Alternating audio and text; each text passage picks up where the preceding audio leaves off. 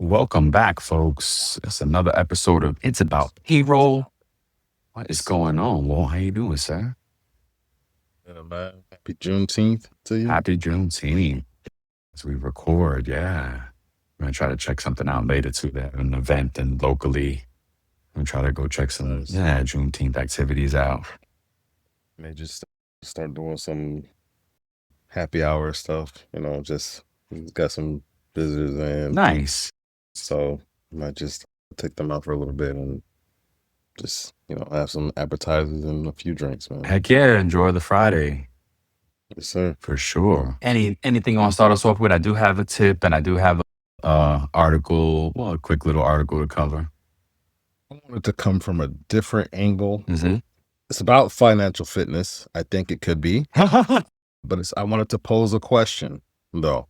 You and I have had this conversation, I think recently and in the past too, when it comes to hiring contractors or 1099 folks to come in to help with the project, Yep. right? So I understand that depending on the level of service and someone's aptitude, the rates can vary, right? Whether Mhm. you're hiring an individual or a firm, Mm-hmm. business or whatever it may be. So the question I wanted to ask is, in terms of hiring a contractor to come in, what do you think matters most? It's probably a two-part question. Is it the overall rate that they're coming with? Even if that means hey, they have all the connections, they have the knowledge, they have, the experience and stuff, versus getting someone that may not have all the connections, but, has the work ethic and stuff like that, but is at a far lesser rate. What do you think? Which of those do you think matters? Well, money matters. The budget definitely matters. Okay. I think you got to get the best person or best solution for the budget, really. Yeah. Yeah. Yeah, pretty much. It's funny because I was going to ask AI later today, like marketing wise, like if money wasn't an issue, how do you market? Like, how would you begin to market something? Because I always like to start with like, don't think about money first. Get the best. What is the best solution? And then factor the money in. But yeah, it's a tough, who's what. Yeah, we gotta, what do you think? I think it depends on the situation. And I know that may be like a cop out. Yeah, because what if you don't have the budget for it? Yeah, but if you do have the budget and you need someone to come in and actually clean it up, yeah, it may hurt, to pay that price, that initial price or initial rate. Right. And look, you can probably haggle and negotiate and try to get the rate down, whatever. But if the juice is worth the squeeze, Oh yeah, then yes, absolutely. Use that person or the services or whatever that you're looking for. But in most situations, it's exactly like you said, right? It's, how am I going to get the most bang for my buck? yeah. How am I going to like stretch this dollar that I'm trying to put towards this contracting situation? And, you're going to try to find somebody that fits your model or your situation. Yeah, pretty much. Yeah, it's tough. It's a hiring period. Like, do you get an employee? Do you get a contractor? Do you get a consultant? Like, it's crazy. Do you So what do you got? do you offshore it? That's another right? Another consideration. So let's see. I got financial fitness. It could apply, right? They're just talking about AI a lot today, and as we finish our third week of our cohort for CPT, a certified payroll technician. The next cohort is in the fall. So if you know anybody or are that person that needs payroll certification or you want to learn a new system, I thought it was going to be for one particular type of target audience, but we got some students that I didn't even think about that could use the course, So anywho, we were talking about AI today. Fridays is an open office and just get on. I didn't think that anybody was going to come, but a student came on and needed some help and guidance with some other things, and we're talking about AI a lot. And I just want to make sure that folks are using AI to prompting it properly and getting backup, right? Like, if you have to provide a work product and you're going to use AI as a tool, don't say, oh, chat told me, or this is according to chat. Go find the backup for it and provide the state, local, or whatever the backup is. Because we're talking about payroll. So there's going to be source document, source information. That's so funny that you had that conversation today, and the show topic is AI. Is on AI. Yep. So there you go, man. Before we get into, what else? so yeah, it works further, right? Before we get into AI, I found we need to do a payroll true crime. We haven't done true crime in a while. The next one needs to be a true crime. A little teaser true crime. I found an article out there and a few takeaways from it. What was the name of it? Let me see. Fake workers, real salaries. Oh, wow. But it's interesting. So as we talk about ghost employees a lot, and ghost employees can hide without increasing total payroll. In this case, money was allegedly taken in small amounts from real employees and redirected to fake workers, allowing the total payroll to appear normal. Crazy. Payroll approvals are useless if records can be changed afterward. That's a huge call out. Any post-approval payroll change should create an audit trail and require new approval before funds are released. Reconcile people, not just dollars. Another great call out. Employers should regularly compare payroll HR records, attendance, supervisors, IDs, and bank accounts to confirm that every person being paid actually exists and works for the organization. Those are great call outs, man. But look, one of the many parts that stood out to me was the part about being the capability to change records after payroll is done. Okay. But how do you prevent that, right? Because if there needs to be an adjustment for someone, like say someone got, underpaid, their rate wasn't updated, or whatever record they're talking about. Are they talking about financial records? Are they talking about employee records? Like, what are they talking about? I guess that's the question I should ask, because I was thinking there are times in payroll where someone has to go, a change that wasn't pushed through, or there was an error on the form, and their rate was actually 10 cents less than what it's actually, or $1 less than what it was actually supposed to be, right?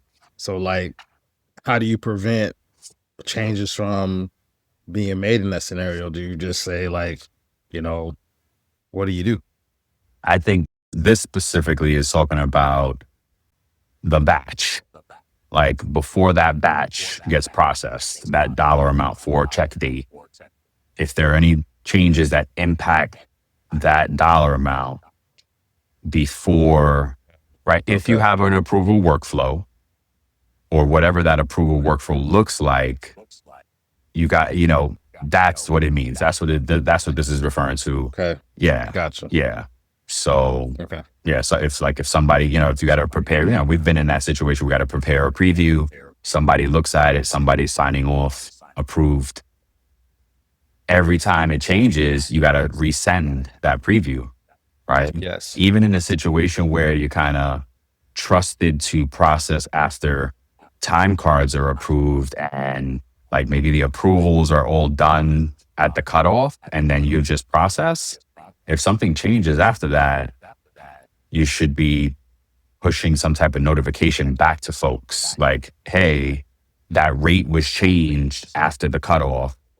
I'm just making y'all aware, something like that. I mean, it is going to be different depending on the workflow, but in any event, it's got to make sure documented and there's, I just don't understand why people still feel the need. Have you ever wondered what really makes a generation tick? Who gets to pick the name? And why the slang keeps changing? Don't worry, I can help. My name's Dr. Megan Grace. On #Gen Z, I share the voices and experiences of Generation Z, how they're different from other generations, what moves them, and why they do what they do. In each episode, we go beyond the buzzwords and the stereotypes to dive into real conversations and the insights that matter to making intergenerational collaboration a reality. You can catch hashtag Gen Z on the Work Defined Podcast Network and wherever you listen to podcasts.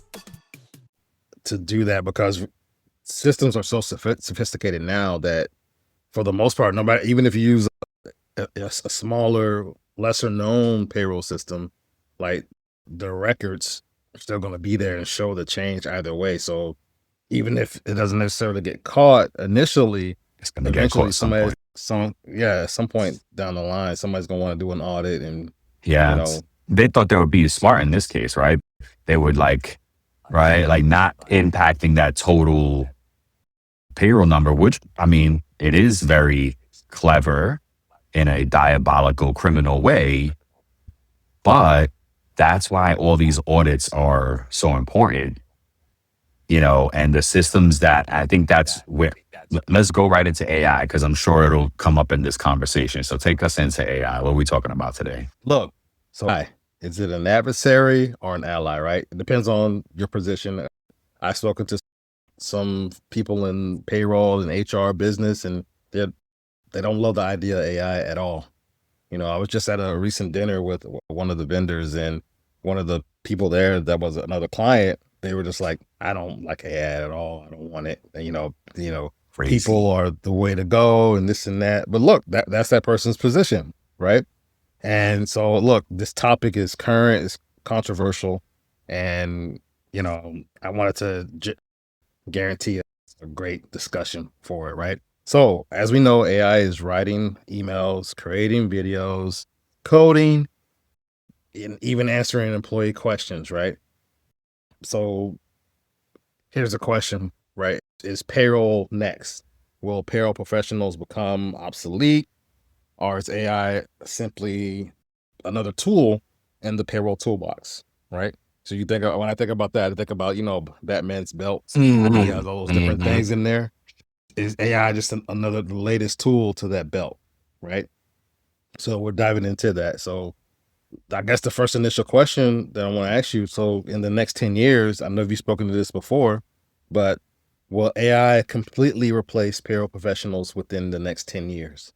I don't think it'll ever replace payroll professionals completely. No, it will reduce jobs for sure. Big departments are going to get reduced, but I actually, now that I'm looking at it, and the more I think about it, and I've been evaluating the business landscape, the market, the evolution of it all, it's actually I think it's gonna eliminate some vendors as well. I think some softwares are gonna go away. We're gonna see the vendor market consolidate considerably in the next 10 years as well. Because if you really think about it, AI can calculate gross to net. Okay. So what do you think?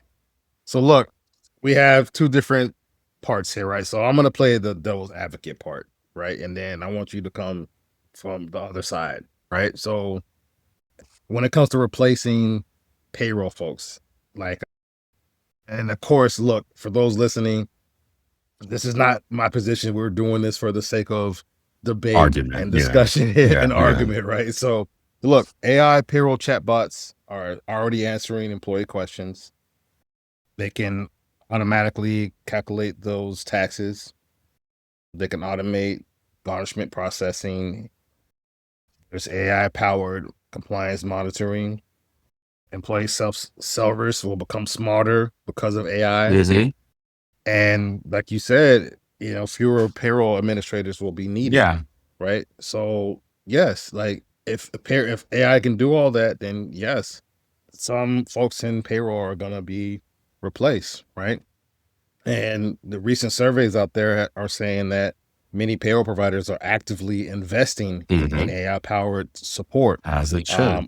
Anomaly detection and Yes. workflow automation, right? That's exactly what I was going to talk about. Yep. So I think we're going to see drastic changes in payroll departments over the next decade. The next 10 years, I think, is going to be more so, like you said, how the plane has that autopilot. Mm-hmm. We're gonna be the pilots of that plane. Yep. You know what I'm saying? And so, we'll have our parts in it, to play, but we'll just kind of be like landing and steering the system more so in the direction that we need it to go. And AI is going to be doing a lot of the grunt Yeah. work, so to speak. So I think that is absolutely, the case. Yeah. It is, it's already very complicated, right? Payroll and, one of the students today was worried about the overtime calculation that 3 required. Another student was, interested in taxes and understanding the tax or state tax rather, strategy and things like that. This is all stuff that AI can solve for, but it needs to, you need to make sure that it's citing back to the source material, right? To the state or government resource that the information is coming from. So yeah, you can get AI to give you to kind of make it a little easy for you, but you still want to, again, when you're providing your finished work to your bosses, you want to say, according to the federal government, not according to Claude or Chat GPT. You know what I mean? You want to say according to FLSA, according to the state of or locality of, right? Like that is confirming this information. And you got to know it. So it's a tool, but some of the things that you mentioned there are already just an automation. It's not AI, right? A calculator is automation that's existed for centuries, right? Or a century. I don't know about centuries, but a century at least. Yeah. So I understand what you're saying, but I think that's where the confusion comes for a lot of people. It's because I think they get lost in the fact that, automation has already existed, and they tie AI to it because Yes. AI can calculate. Mhm. AI can do those things. And so they're tying the two together and saying, oh, that's AI. Yep. Automation has been there, and now AI is taking those tasks on. Yes. I think that's what that was trying to say. Yeah.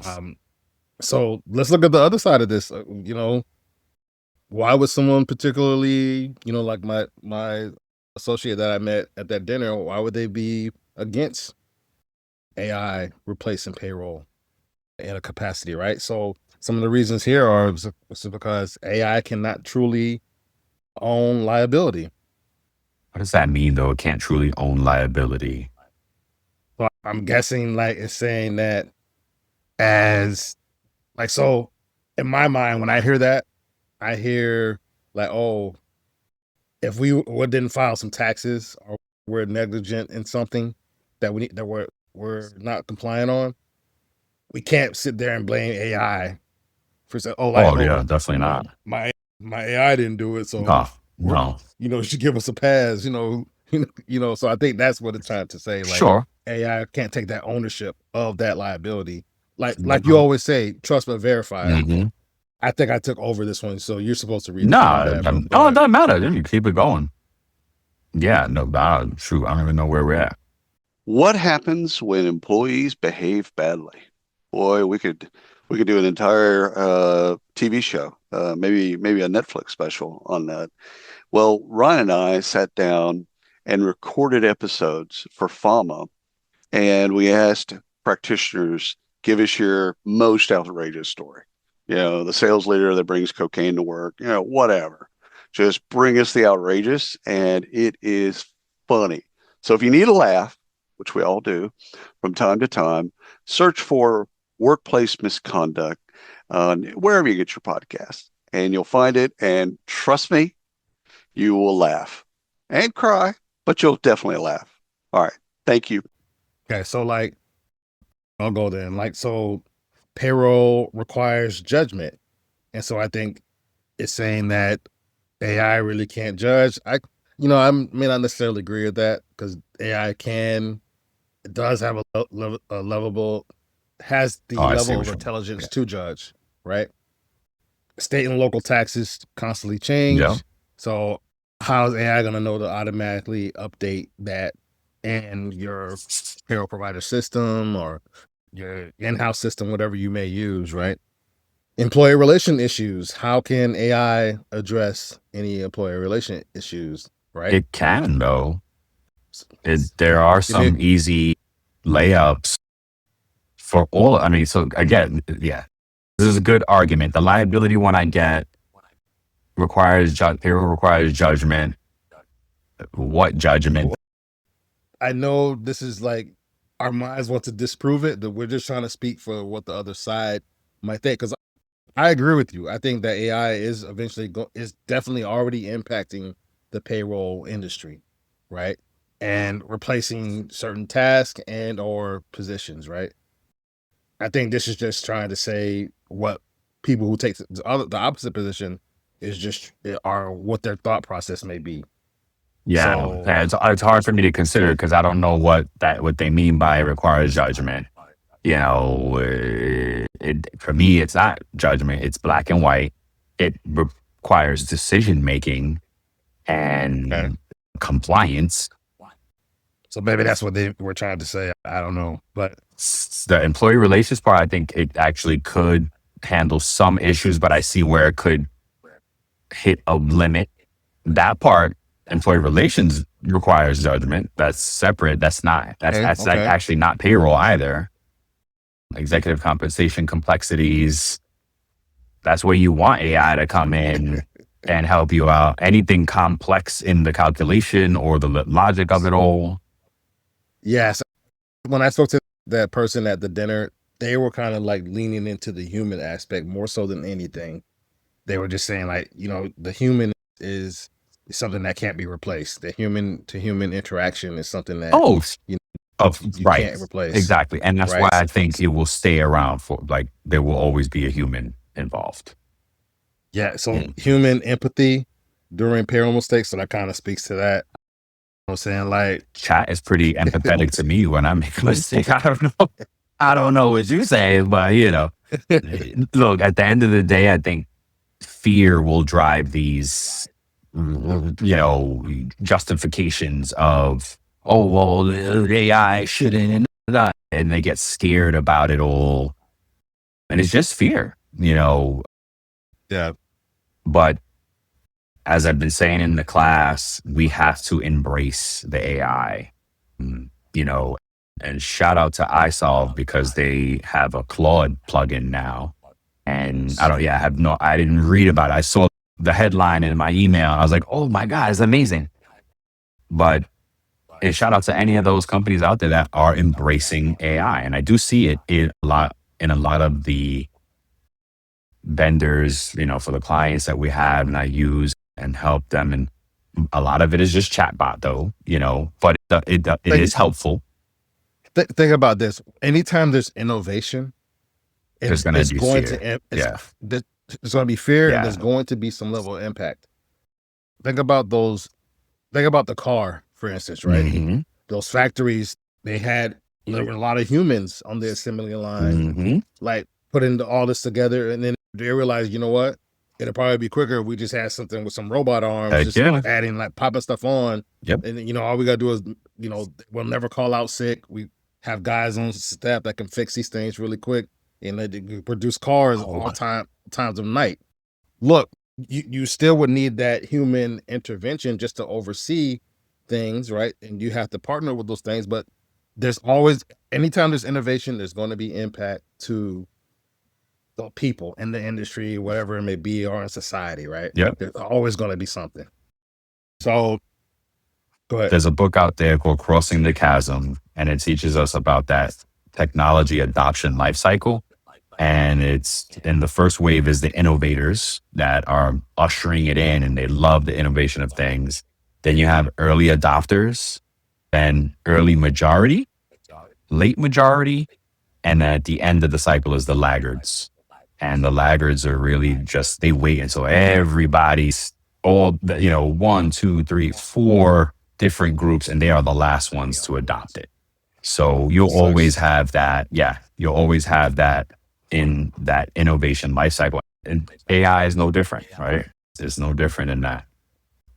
Yeah. So let's move to the next sections. Which roles do you think are going to be most likely to change, right? So it's put highest risk are those lower level data entry, support Mhm. agents, and routine processing. Mhm. They said those are going to be the most high risk Yes. Agreed. positions, and lower risk is going to be those in the managerial space, Mhm. compliance specialists, global payroll experts, and strategic payroll leaders. Do you agree with that? Yes. Okay.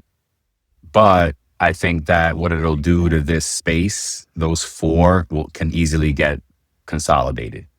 Because if you're any one of these titles, a payroll manager, a director, leader, a compliance specialist, a global payroll expert, or strategic payroll leader, you could easily consolidate the other three into any one of those titles or categories because of AI, right? It will give you the access to become a compliance specialist, a global payroll expert, because now you'll be able to just research through AI all the global type of, compliance and requirements that you need. I'd love to talk to Max about this, the global piece. And Yeah. the strategic payroll leader is probably the lowest risk because for me, strategy is very unique. And, that is something that is going to be different from payroll pro to payroll pro on their strategy on payroll and how it applies to business. So that is going to be very unique. But that strategic payroll leader could easily consolidate those other skill sets in, I get what you're saying. Yeah. So that's a segment. Right. So look, will future payroll professionals spend less time processing payroll and more time interpreting payroll? Do you think that's going to be true? Yes, that's exactly right. The processing of it, that's what you want. That should be the end game. You don't want your payroll team and folks to spend all their time processing. Why would you want that when they can actually do analytics, interpret, be that human liaison that you want and should have to tell you what to pay attention to? Hey, overtime is up. This is why. Go dig, go, because then you might need somebody to go research and go interview the manager as to the report is going to tell you, right? Overtime is up in this department. But are you going to ask AI to go now talk to the manager and figure it out? No, you're going to need a person to go interview Look at that this. manager. So look, I wanted to say this because we've been saying the pilot thing for so Yes. long, right? So I Mhm. just put it in Google to ask, what do pilots do when the plane is in autopilot? Oh, wow. And I think we could tie this to payroll and what your vision is for a payroll pilot, right? So when a plane is on autopilot, the system itself maintains the course, altitude, and speed. Pilots do not physically maintain the course. Instead, they act as system managers. There you go. Yeah, that's right. They monitor the instruments, communicate with ATC, air traffic control, calculate the fuel, and plan for the upcoming landing. And, and just as I was saying in the class, it's about that prompt, right? AI is only as good as the prompt and the information that it has. So that Yep. is it's still not judgments. It's that it's because payroll is only is. I think that's why I have succeeded in payrolls because it's really black and white, right? For the most part, right? 95% of payroll is black and white. There's definitely some nuance and some human aspect and some empathy. There's definitely times you have to make a judgment. Absolutely. Too. Sure. So yes. But All right. yeah. All right, great, man. So all right, let's get into our little fun segments here before we close out. And this part is just a lightning round part, so just answer yes or no. And we'll both do that, and then we'll go to our payroll hot takes. All right. Gotcha. So AI should approve payroll runs, yes or no? No. Agreed. No. AI should answer employee payroll questions. Yes. Agreed. AI should calculate final pay. Yep. AI should handle tax notices. Yeah. Okay, they can. Yeah. Absolutely. Why not? Yeah. AI should determine worker classifications. I would say yes. Business owners Ooh. will not, though. Ooh, Because really? it's absolutely white. Like black and white. Okay. Because it's based It's on on a rule set. the regulations. Yeah. Yes. Yeah. So I actually agree with you on that. That it could do that because it is set in black and white. Yeah. Right. Owners right, won't like that, and- though. Business owners won't like that. Last one. AI should replace payroll customer service. No, not replace, but support. Okay. Yeah. Could be used as a tool, right? Yeah, use that as a tool because it will need to escalate. You know, I even get annoyed if I can't escalate to a human at some point. I don't mind AI answering questions if it gives me the answers and I get to get through my whatever I'm trying to solve in the system and I get there, awesome. But if I get stuck because it doesn't really understand, and honestly, I'm probably not prompting right? If I knew how to prompt it. So long-winded of replace payroll customer service? No, it should support. I like that. I agree with you on that. Yeah. You can say whether you agree or disagree, or you were like, I don't know. So hot take number 1, direct deposit should be mandatory. Agreed. Oh, okay. I agree. I actually agree with you because it's to the employee's benefit. Yeah. Yeah. Right. You know, instead of having to wait for a check in the mail, you know that if there's a natural disaster or anything like that, or anything that will slow that delivery. And it happens all the time. We see it all the time. We see it during like closures and stuff during the holidays. Yeah. People have live checks and it's like, hey, what are you doing with that? Like, yeah. I need my live check, you know, so because think it's about to the it. employee's benefit. Yeah. Most people take a picture of it anyway and deposit it with their phone electronically. Like, what are we doing? Yeah. You know what I mean? No, I don't know who. That's why I don't understand why check cashing places are still in business. Dude, you just read my mind. Remember when we were talking about that off air? Yeah. Because me and Walt talk about this stuff off air all the time. And I swear to God, we must have talked about how to solve for a live check for like an hour. And we just kept getting stuck in an electronic solution, right? And that ultimately is electronic. But now that I'm thinking about it, I still think it's like maybe the electronic solution and then somebody goes to get the cash from and that's where we ended up, right? It was like still having somewhere where electronically we send money and then a check cashing might just become some type of, yeah, we got your electronic file. Here's your money. You need to give me the code or your phone, right? They're like QR code. Here you go. Right. Boom. Your unique QR code. I'm coming to get my money. Right. My check. Right. Boom. There you go. Because it's like, I can't eat. Because we were thinking about the people that aren't bankable. And look, I know, that's what I'm thinking a lot of now. options online and stuff like that. We can have a conversation. We could keep. This is the kind of same thing that happened. I know. Yes.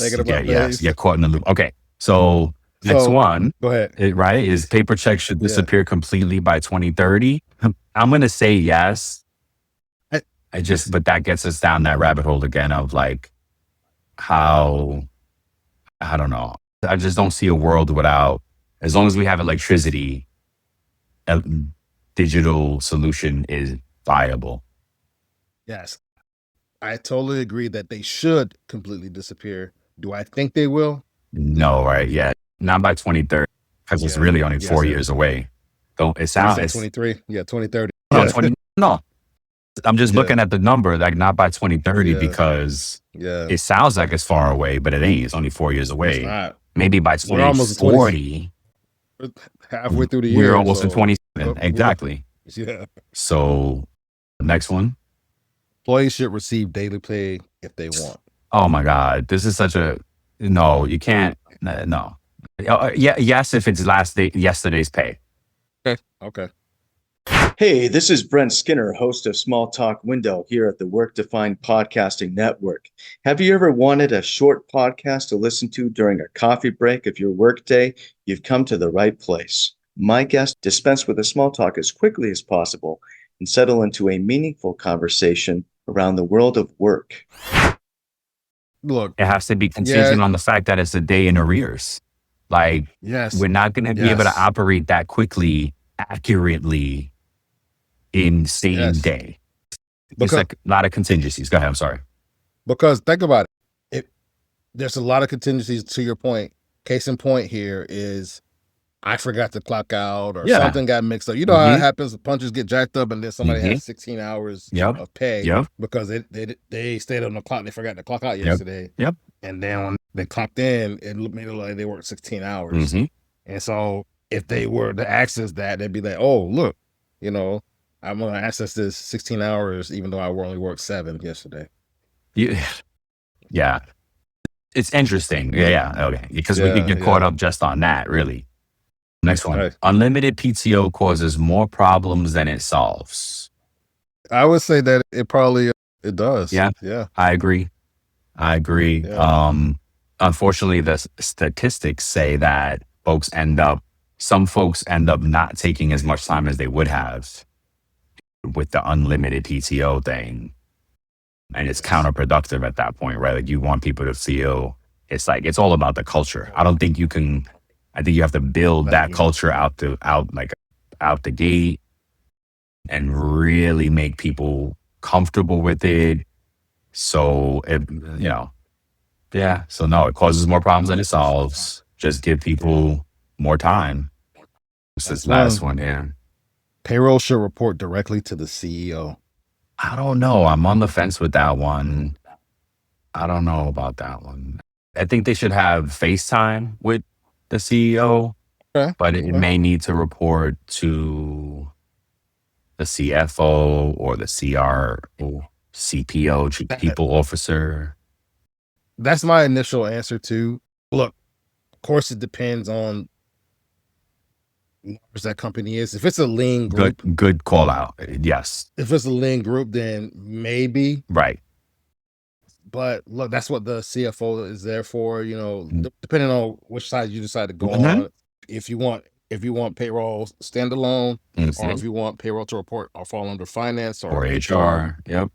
it depends. Like, because for larger companies, I see the CEO not having enough time to really like get in the weeds with payroll Yeah. and stuff like that, because they're doing all these. They're the face of the company, Yeah. right? And so they're doing all these higher level communications and talks and visiting and doing this and doing that or whatever. So I think it makes more sense in my mind to report to a CFO or CHRO, like you were saying. Yeah. Again, like you said, if it's a big organization, maybe there is a chief payroll officer. Amazing. Yes, exactly. Awesome. Could be. I think that chief, because now, folks are advocating for chief payroll officer. And I think it just depends on that I think depends on the size of the organization. And it's so tough to like where it lands, where it should land. And, yeah, it's tough. That's a tough one. Yeah. And so look, listeners, I want you to, this question is for you. Go to once this episode drops, go to the comments, whether that's on LinkedIn, YouTube, wherever you listen to us, Yep. and answer this question for us. So 20 years ago, payroll was just mostly paper and spreadsheets. 20 years from now, what do you think payroll will look like, and will there still be a payroll professional behind the process? Yeah, Let us know. no doubt. All right, Right. folks. Thanks for joining. Please like, subscribe, hit the button, share. We're on every platform that payroll is processed. Yes, Basically. But no, Yeah. every podcast platform and YouTube, and tell a friend to tell a friend. Yes, and before we close it out, I have a quick quote for you. A little funny thing. I love deadlines. I love the whooshing noise they make as they fly by. And on that note, we love you, folks. Peace. Peace.